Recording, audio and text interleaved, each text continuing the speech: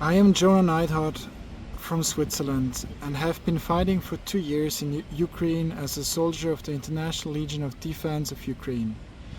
This ongoing battle for freedom and independence is so important to the future of Ukraine and the democratic world that I decided on purpose to go against the Swiss law of neutrality.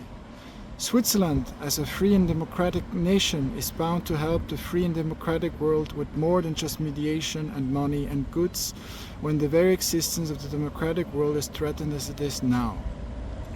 If we underestimate Russia's capacity and intention, and also the capacity and intention of its allies, to overthrow the free and democratic world, then we are absolutely stupid and naive beyond description.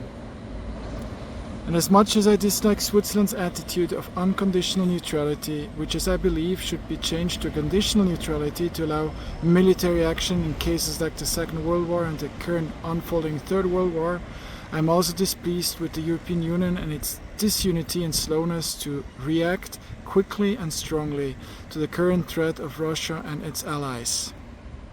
How is it possible that the genocide of Ukraine committed by Russia and its allies is still ongoing after 2 years without an immediate end of it in sight?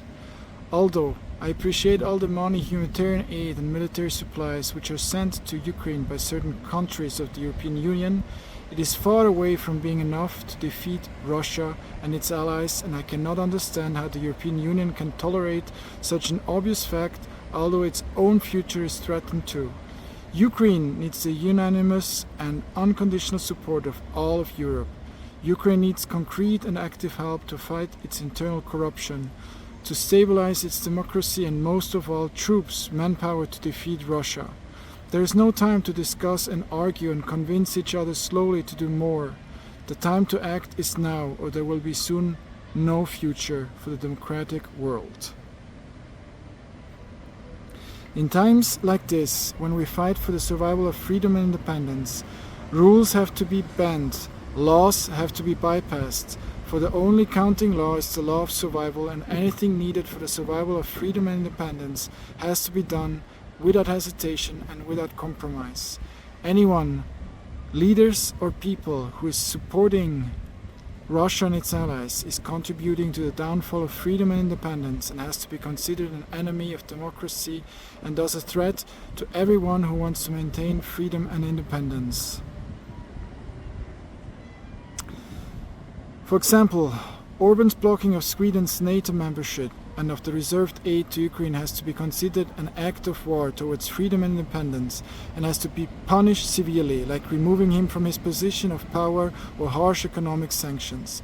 The same applies to the current pro-Russian government of Slovakia or the Polish farmers blocking the supplies to Ukraine at the Polish-Ukraine border.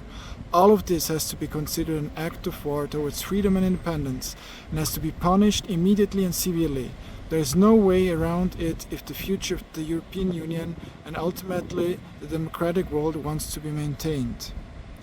And all the talk about being careful not to escalate the war with Russia and its allies is a joke. We're already at the beginning of the Third World War, and the only way to end it is by acting as one, crushing the enemies of freedom and independence quickly and without hesitation. All of that could have been done 2 years ago and the war with Russia would have been over by now. It is obvious to anyone with a bit of a brain that Russia is playing with the democratic world like a cat with a mouse.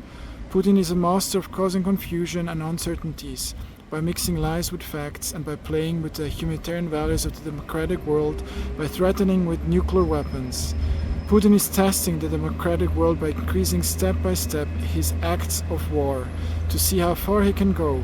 It is indeed true that he might use nuclear weapons against Ukraine and other countries, but not because they pose a threat to him, but because he knows that at the current pace of things, the democratic world would not even strike back.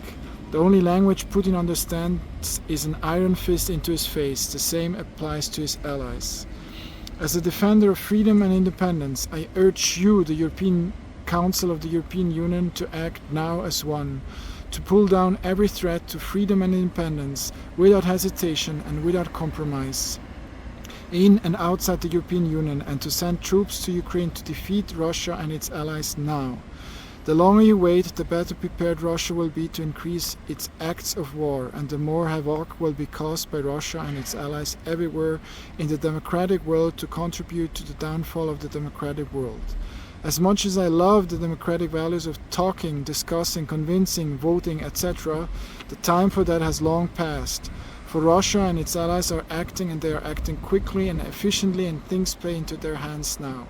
Please stop being fools and start acting like true representatives of democracy who know when it is time to stop the talking and start the acting.